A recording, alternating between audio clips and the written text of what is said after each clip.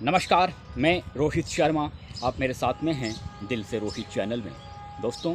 2024 के लोकसभा चुनावों में इस बार राजस्थान, मध्य प्रदेश, छत्तीसगढ़, उत्तराखंड, दिल्ली, गुजरात जैसे जो स्टेट हैं, इन स्टेटों में 2014 के लोकसभा चुनाव और 2019 के लोकसभा चुनाव में भारतीय जनता पार्टी ने शानदार सफलता हासिल की थी। लेकिन इस बार राजनीतिक विश्लेषकों का कहना है और जो इन चुनावी गतिविधियों पर जो बारीकी से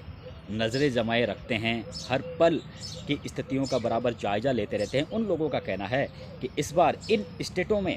भारतीय जनता पार्टी को उस तरह की सफलता नहीं मिलेगी जिस तरह की सफलता 2014 और 2019 के लोकसभा चुनावों में मिली। कारण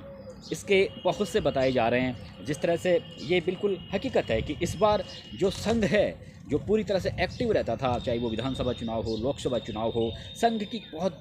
बड़ी भूमिका रहती है इन चुनावों में। यानी जो संघ के कार्यकर्ता होते हैं वो बूथ स्तर पर जाते हैं और मतदाताओं को खींचकर भारतीय जनता पार्टी के उम्मीदवार के पक्ष में वोट डलवाने के लिए उनकी एक बहुत अच्छी तैयारी होती है। लेकिन उस तरह की तैयारी इस बार लोकसभा चुनावों में हमें देखने को नहीं मिली। राजस्थान ही नहीं और अन्य स्टेटों में भी इस तरह, जिस तरह से संघ चुनावों की कमान अपने हाथ में ले लेता था मतदान करवाने के लिहाज से, उस तरह के हालात इन चुनावों में देखने को नहीं मिले। और बहुत बहुत एक से एक बड़ी घटनाएं इस बार लोकसभा चुनावों में हुई है भारतीय जनता पार्टी के लिहाज से। ऐसा पहली बार हुआ है। आंख मूंद कर कांग्रेस पार्टी के नेताओं को या अन्य दलों के नेताओं को, जिनका ब्रेक जो बैकग्राउंड है वो कोई इतना शानदार नहीं था, हालांकि वो कद्दावर नेता जरूर माने जाते थे, लेकिन जो वर्तमान में उन नेताओं की जो छवि जनता के बीच में ठीक नहीं थी, उनको भी आंख मूंद कर भारतीय जनता पार्टी में शामिल कर लिया गया। बड़े बड़े माने जा रहे थे, वो हैं बड़े बड़े नेता, लेकिन जो मत हैं वो उनके पास में हैं या नहीं, जनता का सपोर्ट उनके साथ में है या नहीं, उन बातों को भारतीय जनता पार्टी के रणनीतिकारों ने ज़्यादा गौर नहीं किया और आंख मूंद कर कांग्रेस पार्टी के कई बड़े बड़े जो लीडर माने जाते थे उनको पार्टी में तो आपने शामिल कर लिया, लेकिन क्या आगे आने वाले दिनों में वो भारतीय जनता पार्टी के लिए लाभकारी सिद्ध होंगे, ये एक देखने वाली बात होगी। ऐसा लगता नहीं है कि जिन नेताओं को भारतीय जनता पार्टी ने शामिल किया है, कांग्रेस पार्टी के नेताओं को, वो भाजपा के लिए काफ़ी फ़ायदेमंद साबित होंगे। ऐसी कोई गारंटी नहीं है और ऐसी कोई संभावना भी नहीं है। और शायद यही वजह है, ये भी एक वजह है कि जो इस बार भारतीय जनता पार्टी के लोकसभा चुनाव में जिस तरह की प्रदर्शन की बात कही जा रही है कि 2014-2019 के लोकसभा चुनावों की तरह प्रदर्शन नहीं होगा, तो एक वजह ये भी हो सकती है। मैंने कहा, संघ पूरी तरह से एक्टिव नज़र नहीं आया। आंख मूंद कर कांग्रेस और अन्य दलों के नेताओं को भारतीय जनता पार्टी में शामिल कर लिया गया। रमन सिंह, वसुंधरा राजे सिंधिया, शिवराज सिंह चौहान जैसे नेताओं को बिना कोई बड़ी वजह उन्हें एक तरीके से साइडलाइन करने का प्रयास किया गया। उन्हें ठीक तरह से उनका एक तरीके से जो वजूद था अपने अपने स्टेटों में, उस वजूद को जानते थे भारतीय जनता पार्टी के रणनीतिकार, लेकिन इसके बावजूद उन्हें इन चुनावों में एक तरीके से दरकिनार किया गया। और जिस तरह से टिकट वितरण हुआ वो भी कहीं ना कहीं भारतीय जनता पार्टी के प्रदर्शन पर विपरीत असर पड़ेगा जब चुनावों के नतीजे आएंगे। लेकिन अब मैं बात राजस्थान की कर लेता हूं कि राजस्थान में इस तरह की ज़ोर शोर से चर्चाएं हो रही है, सोशल मीडिया में लोग चर्चा कर रहे हैं, कई तरह के वीडियोज़ वहां पर आए दिन देखने को मिल रहे हैं और उसमें बताया जा रहा है कि बस चुनावों के नतीजे आते ही कांग्रेस पार्टी को अच्छी सफलता मिलने वाली है। अच्छी का मतलब जिस तरह से भारतीय जनता पार्टी का जो 25 का मिशन था उसको झटका लगेगा। यानी जो 25 सीट 2014-2019 के लोकसभा चुनाव में भारतीय जनता पार्टी ने हासिल की थी, तो इस बार उन्हें 25 सीट नहीं मिलेगी, झटका लगेगा। यानी अगर कांग्रेस को 4-5 सीट भी मिल जाती है तो एक तरीके से ये, इसमें तो कोई दो राय नहीं है कि ये एक तरीके से भारतीय जनता पार्टी के लिए झटका होगा। लेकिन ये जब झटका होगा तो इसका पूरा दोष भजन लाल पर मंडा जा रहा है। सोशल मीडिया में टीका टिप्पणी की जा रही है और कहा जा रहा है कि चुनाव के नतीजों के बाद में जिस तरह से कांग्रेस पार्टी को अगर 4-5 सीट भी मिल जाएगी तो निश्चित रूप से भजन लाल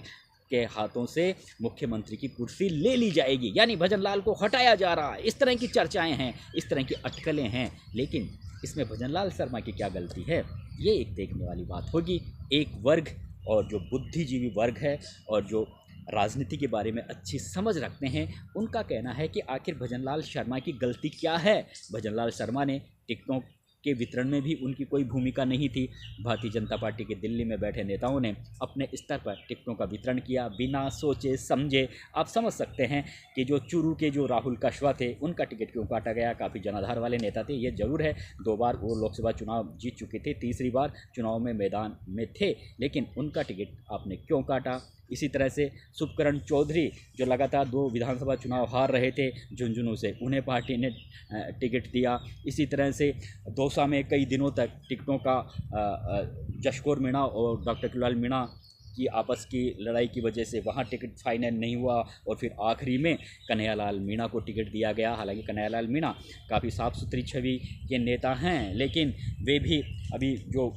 विधानसभा चुनाव थे वो भी लगातार 2 विधानसभा चुनाव हार चुके थे, फिर उन्हें टिकट दिया भारतीय जनता पार्टी के रणनीतिकारों ने। ऐसी बहुत सी सीटें हैं। भागीरथ चौधरी जो विधानसभा चुनाव हार गए थे, लेकिन उन्हें टिकट दे दिया गया, और सुखबीर सिंह जौनपुरिया जिनके बारे में कहा जा रहा था कि इस बार इनका टिकट कट सकता है, लेकिन उन्हें टिकट दे दिया गया। रामचरण बोरा का टिकट काटने का कोई बड़ा कारण नहीं था। 2 बार से वो अच्छे मतों से चुनाव जीत रहे थे, लेकिन उनका टिकट काट दिया गया। तो ऐसी जो टिकट वितरण में जिस तरह की घालमपेल हुई है, जिस तरह के नतीजे भारतीय जनता पार्टी के रणनीतिकारों ने लिए हैं, तो इन जो निर्णय लिए गए भारतीय जनता पार्टी के रणनीतिकारों की वजह से, तो ये इन निर्णयों में भजनलाल शर्मा की तो कोई गलती है नहीं। और अगर इन सीटों पर अगर भारतीय जनता पार्टी को हार का सामना करना पड़ता है, तो फिर इसमें भजनलाल शर्मा की गलती क्या है। दूसरा, जो संघ है, राजस्थान में भी जो संघ के जो कार्यकर्ता हैं इस बार चुनावों में, लोकसभा चुनावों में बिल्कुल एक्टिव थे ही नहीं, बिल्कुल एक। अब वो एक्टिव क्यों नहीं थे, ये एक बहुत बड़ा कारण है, और राजस्थान में नहीं अन्य स्टेटों में भी। तो अब यहाँ भी भजनलाल शर्मा की क्या गलती है। भजनलाल शर्मा तो खुद संघनिष्ठ पार्टी के नेता माने जाते हैं, संघ के अच्छे कार्यकर्ता हैं, लेकिन अब इसमें उनका क्या दोष है अगर संघ ने चुनाव की कमान अपने हाथ में ना ली। तो मेरा कहने का मतलब ये है कि भजनलाल शर्मा को हटाने के बारे में जिस तरह की बातें कही जा रही है कि अगर 25 सीटें नहीं मिलेगी तो गाज भजनलाल शर्मा की मुख्यमंत्री की कुर्सी पर गिरेगी, तो ये एक जो इस तरह का जो माहौल सोशल मीडिया पर चल रहा है, उसमें मैं एक बात साफ कहना चाहता हूँ कि जो भारतीय जनता पार्टी के जो दिल्ली में बैठे जो बड़े लीडर हैं, वो भी ये अच्छी तरह से जानते हैं कि भजनलाल एक साफ सुथरी छवि के राजनेता हैं। हालांकि जो अनुभव है शासन क्या जो बागडोर होने का जो अनुभव होता है, वो भले ही उन्हें अनुभव नहीं हो, लेकिन 20 साल तक वो भारतीय जनता पार्टी के प्रदेश कार्यालय में बैठे हैं। 20 साल तक वो लगातार कई प्रदेश अध्यक्ष बने, लेकिन उन्हें एक अच्छी जिम्मेदारी प्रदेश भाजपा की टीम में मिली, और वे लगातार जो संगठन का उन्हें बहुत अच्छा अनुभव है। इसलिए ये कहने, भले ही पहली बार विधायक बने हो, लेकिन जिस तरह से मुख्यमंत्री की शपथ लेने के तुरंत बाद उन्होंने बाकायदा अच्छे बड़े डिसीजन लिए, चाहे वो ईस्टर्न कैनाल योजना को संपादित करने का मामला हो, चाहे 400 रुपये में गैस सिलेंडर देने का जो वादा किया गया था विधानसभा चुनाव में वो हो, और चाहे वो जो सरकारी भर्तियों में पेपर लीक हुए थे और उन मामलों के SIT का बाकायदा गठन किया गया, और उसमें कई बड़ी गिरफ्तारियां भी अब होने लगी है। तो ऐसा नहीं है कि आचार संहिता लागू होने से पहले जितना समय भजनलाल शर्मा को मिला एक मुख्यमंत्री के तौर पर, उन दिनों में उन्होंने बहुत अच्छा डिसीजन लिए, बहुत अच्छा उन्होंने निर्णय लिए। और भले ही उन्हें एक तरीके से कहा जा रहा हो कि पर्ची की सरकार है, पर्ची के मुख्यमंत्री हैं, लेकिन उन्होंने जितना समय उनको दिया मिला आचार संहिता से पहले, उस पूरे समय का उन्होंने सदुपयोग किया और अपना एक जज्बा उन्होंने काम करने का दिखाया। लेकिन इसके बावजूद भी कहा जा रहा है कि अगर 25 सीट नहीं मिलेगी तो भजनलाल शर्मा को मुख्यमंत्री पद से हटा दिया जाएगा। लेकिन मैं फिर इस वीडियो के माध्यम से दोहरा रहा हूँ कि अगर अभी फ़िलहाल जो भारतीय जनता पार्टी के दिल्ली में बैठे जो बड़े लीडर हैं, जो नीतियाँ बनाते हैं, जो मुख्यमंत्री का चयन करते हैं, अलग अलग स्टेटों में जो पार्टी के कार्यक्रमों की रूपरेखा तैयार करते हैं, वो भी ये अच्छी तरह से जानते हैं कि अगर राजस्थान में 25 सीट नहीं मिलती है भाजपा को, तो इसमें भजनलाल शर्मा की कोई गलती नहीं है। और मेरी कुछ बड़े लीडरों से बात हुई है जो दिल्ली में बैठे हुए हैं, उनका भी ये कहना है, नतीजे चाहे लोकसभा चुनावों के कुछ भी हों, चाहे भारतीय जनता पार्टी को 25 सीट ना मिले, चाहे भारतीय जनता पार्टी को 20 मिले, 15 मिले, 13 मिले, लेकिन फ़िलहाल भजन लाल शर्मा को मुख्यमंत्री पद से नहीं हटाया जाएगा, क्योंकि खुद प्रधानमंत्री नरेंद्र मोदी भजन लाल शर्मा के कामकाज से, उनके निर्णय से और जिस तरह कि उनकी अब तक का कार्यकाल रहा है, जिस तरह से उन्होंने एक तरीके से सुबह से लेकर देर रात तक वो एक्टिव रहते हैं सरकारी कामकाज में, उनसे वे काफ़ी प्रभावित हैं। जो कुछ निर्णय अब तक राजस्थान सरकार ने लिए हैं आचार संहिता लागू होने से पहले, उन निर्णयों से नरेंद्र मोदी भी खुश हैं। तो वो ये कभी नहीं चाहेंगे कि जो डिसीजन उन्होंने पहले लिया था, यानी मुख्यमंत्री चयन करने का जो डिसीजन, भजन लाल शर्मा को मुख्यमंत्री बनाने का जो डिसीजन लिया था, अगर वो चुनावों के बाद, यानी अगर उन्हें पूरे से साल भर या 2 साल भी अगर उन्हें काम करने का मौका नहीं दिया जाएगा, तो फिर हर कोई भारतीय जनता पार्टी की जो दिल्ली में बड़े बैठे नेताओं पर उंगली उठाएगा और विपक्ष को भी एक मौका मिलेगा कि जो दिल्ली में भारतीय जनता पार्टी के जो बड़े लीडर बैठे हैं, उनका विवेक ठीक तरह से काम नहीं कर रहा, वो ठीक तरह से डिसीजन नहीं लेते, वे रातों रात अपना निर्णय बदल देते हैं। उसकी वजह से इस तरह की बातों से निश्चित रूप से जो दिल्ली में जो भाजपा का हाईकमान है,